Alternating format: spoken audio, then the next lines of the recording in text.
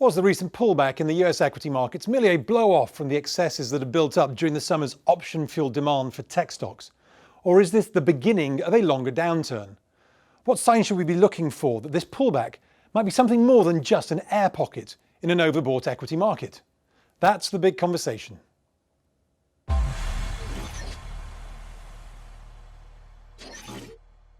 On Monday, US equities rebounding again.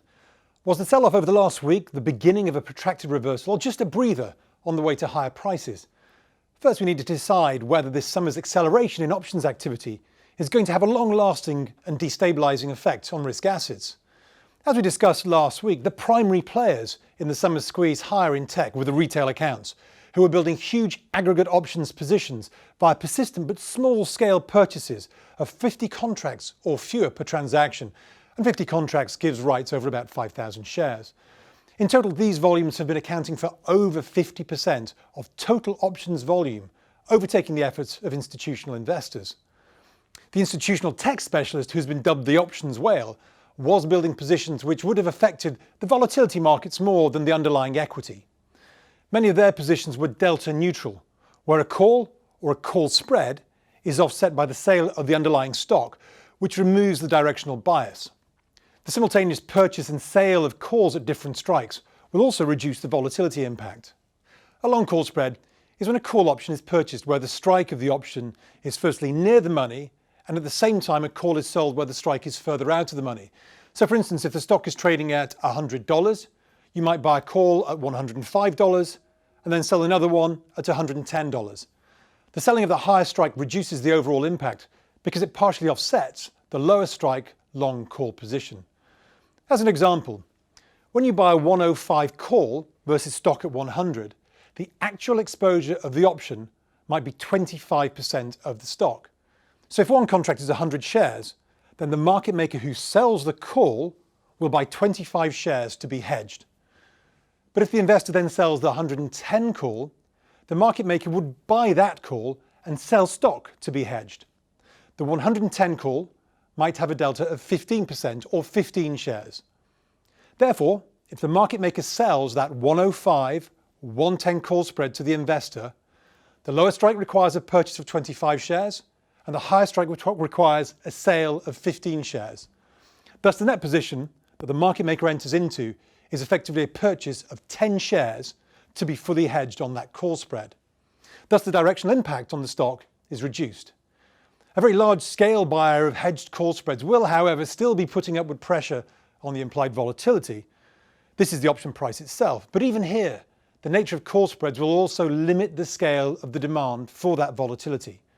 They might be buying volatility at the 105 strike, but they're selling it at the 110 strike. And that's why the real drivers of both the squeeze higher in prices and volatility are these retail players.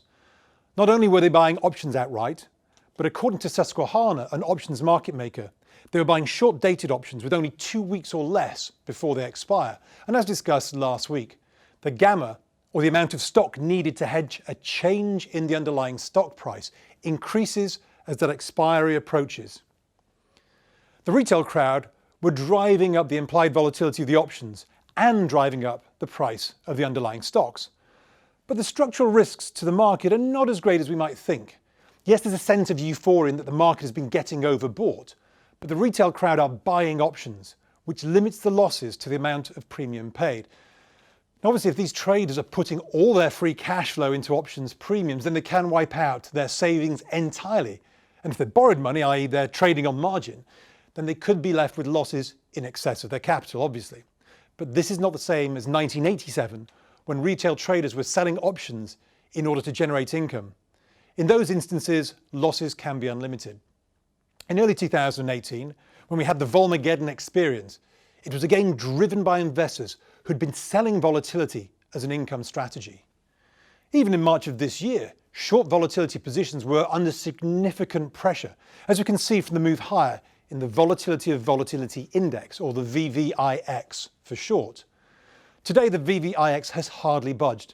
There is not the same level of embedded short volatility, and furthermore, selling implied volatility today makes sense if it's significantly in excess of the actual volatility of the underlying asset.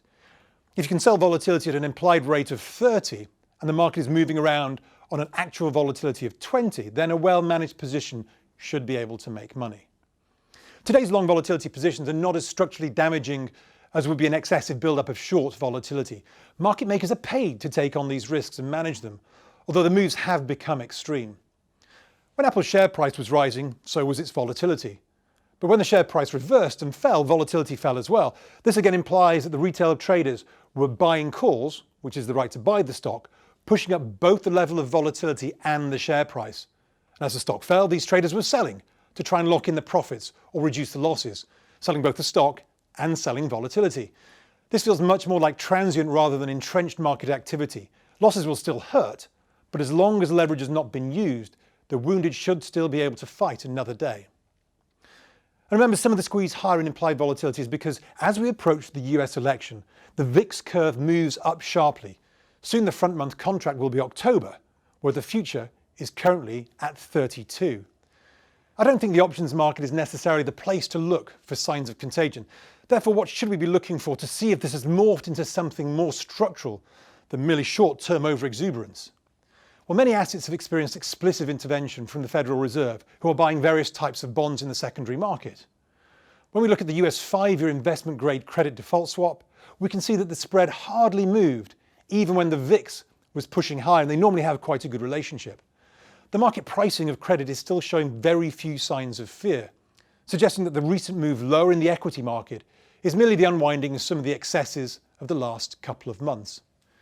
If we compare the investment-grade and high-yield ETFs with the S&P 500, we can see more clearly the S&P having spiked higher and then unwound most of these gains during a period which saw corporate bond ETFs already peaking and then plateauing. This looks like a round trip of euphoria for the equity market. In many ways, this is borne out by the put-call ratio from the CBOE. This also reached a short-term low, meaning lots of calls and far fewer puts were being bought, before reversing over the last few days. Here in this chart, the put-call ratio has been inverted, and although we can say that the ratio recently reached an extreme, over the last couple of years the ratio is largely coincident with the performance of the equity market. The ratio and the S&P 500 reversed together recently. This still implies that the pullback in the S&P and the Nasdaq were an equity-specific story. The Wall Street Journal has outlined how unusual the summer activity has been. Single stock option volumes in terms of nominal exposure reached 140% of the underlying stock activity. Now, it's very rare that the nominal value of single stock options is in excess of the volume of cash equities. 3 years ago, single stock options were closer to 40% of cash volumes. Sentiment Trader also showed that the largest volume in single stock options were on the shares which were having the best performance. So price-led interest in options, which then supported the performance of the individual stocks. If huge amounts of leverage had been applied, then these would be worrying positions, but these call positions were initiated from the long side. And given that the moves in the equity market are probably self-contained, it's unlikely that the US Federal Reserve will announce any additional support at the FOMC meeting on Wednesday of this week. The Fed are probably relieved that some of the excesses have been removed. They will still be closely monitoring the performance of equities where the Nasdaq 100 has bounced off the 50-day moving average. If needed, the Fed can intervene between meetings, as they did in March and April. But it's unlikely that we will see the sort of catastrophic declines in risk assets that we saw in March. If anything, the expectations for downside from here will be a grinding move, a death by 1,000 cuts if the jobless numbers begin to pick up and there's an absence of any extension to the furlough schemes. Obviously, this will be highly politicised over the next few weeks, with neither side wanting to be seen to be unsupportive of jobs. Remember, this is a market that is driven by flows and not fundamentals, though some of the technical indicators now reflect the influx of individual investors who were largely absent in the market prior to this year. Before February, when the volumes of single stock options started to pick up, the equity market was driven almost entirely by 401k inflows, channeled through rules-based funds such as risk parity, plus the ongoing corporate buybacks that are still a feature today in the tech sector, but have dropped off across most of the old economy stocks who have needed to take government support. Bond yields are also unlikely to give us any clues about the future outcome. There should still be some downside in yields as the slow death of non-tech corporate sectors continue. But if defaults rise, whilst credit spreads remain tight, then it's unlikely that we will see a risk-off rally in bonds. If bond yields were to start rising too quickly, then the US Fed would no doubt talk up yield curve control strategies in which they target specific levels of yield. That therefore leaves currencies as the most likely release valve for increased levels of risk. A weaker dollar has been a boon for commodities and should have been a huge positive for EM equities. But EM equities, they've only marginally outperformed the S&P 500 over the last couple of months. The big level to watch on the ratio of the S&P 500 ETF versus the MSCI Emerging Market ETF is the neckline of a potential head and shoulders formation. If this breaks, then EM equities outperformance would start to accelerate. So far, the tone for EM has been set by the underperformance of the EM FX complex. This is the currencies. The weakness in the dollar over the last couple of months has been predominantly against G10 currencies, especially the euro and other European FX. Some of the basket case currencies, such as the Turkish lira, have continued to weaken versus the dollar, even as the euro has rallied. Eurozone policymakers are already starting to worry about the strength of the euro, although there aren't many policy tools at their disposal, having only just signed off on a significant package of support. If the recent dollar bounce off the lows starts to build momentum, then financial conditions will start to tighten and this will cap risk assets. September has historically been one of the trickier months for financial markets, but the weakness that we have seen recently has been mainly confined to equities, with a small spillover into multi-asset portfolios that forced risk reduction in some commodities. Credit remains artificially well behaved, and bond yields have been in a tight range. The US dollar is therefore the most likely candidate to give us clues of any further contagion.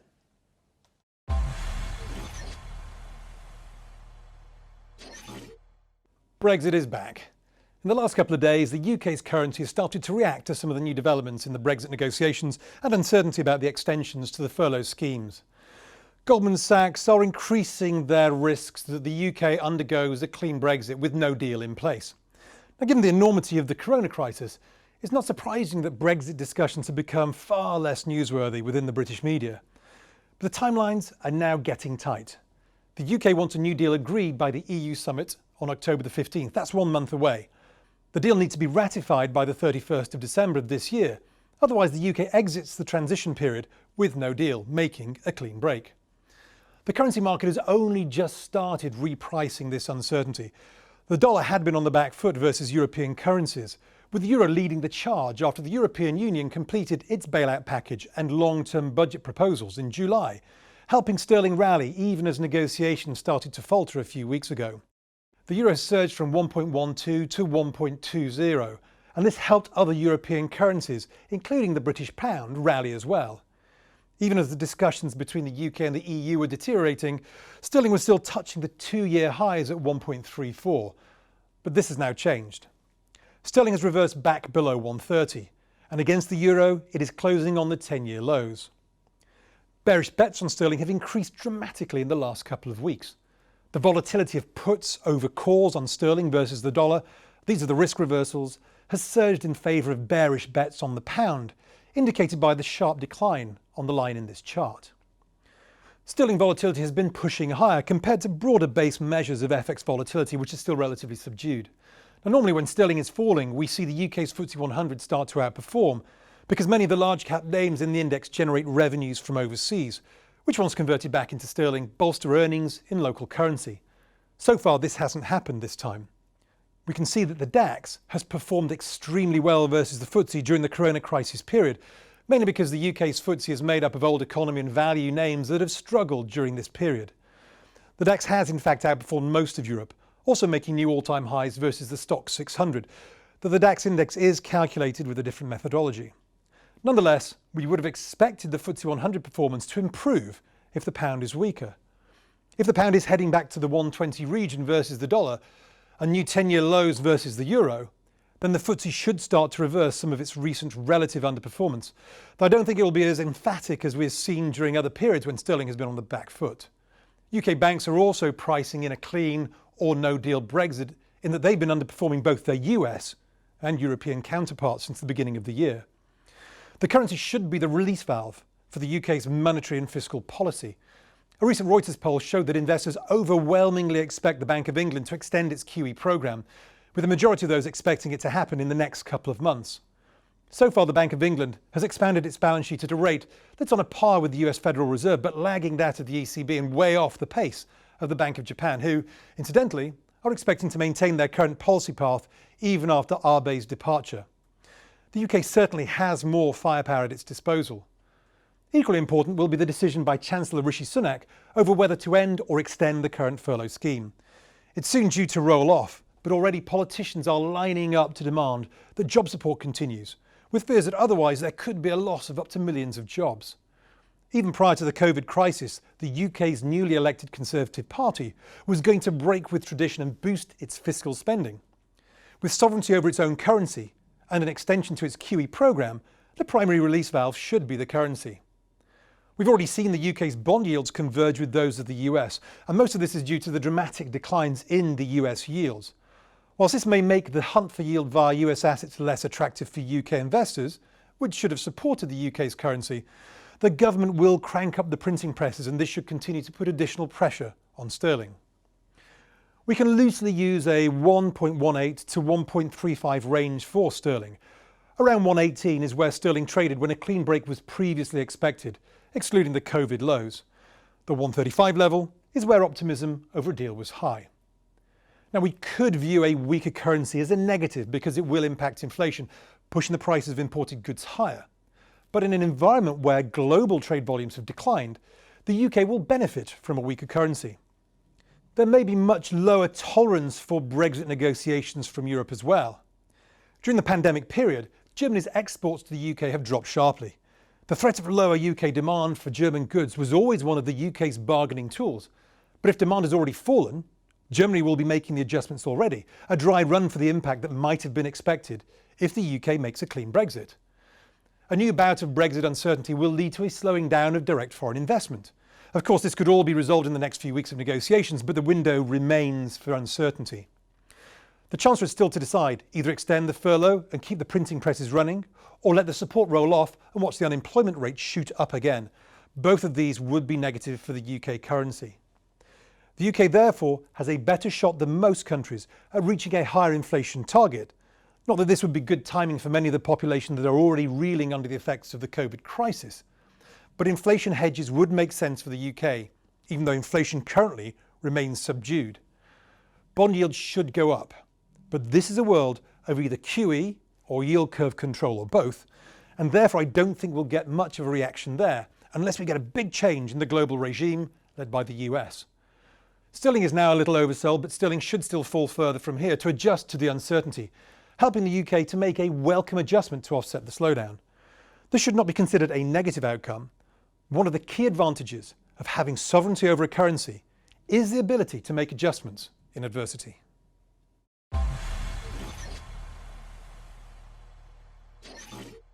Prior to the COVID crisis picking up momentum in March, gold had been performing well even when the US dollar was strengthening. Gold was primarily following the move in US real yields, which have sunk back to record lows in the last few months. And gold is inverted on this chart. Over the last couple of months, gold has also received a boost from the US dollar, which has been weaker. The tailwinds for gold have been well documented. It's been the second biggest consensus for US investors, though that's been a distant second to US mega-cap tech. But how stretched is gold now? Firstly, it would be reasonable to anticipate that monetary and fiscal support will continue, although it's unlikely that the Fed will ramp their QE program any further at this week's FOMC meeting. An additional fiscal package is expected because of the ongoing threat of job losses now that the current furlough schemes have rolled off. The combination of fiscal and monetary support has driven expectations of inflation back to where they were at the beginning of the year, unwinding that COVID shock. They may not have exceeded these levels, but higher inflation expectations will get priced in if more fiscal support is expected. What is key is that inflation doesn't need to appear anytime soon, only that the expectation that it will arrive in the nearest future. So in terms of positioning, various parts of the gold sector are not particularly stretched.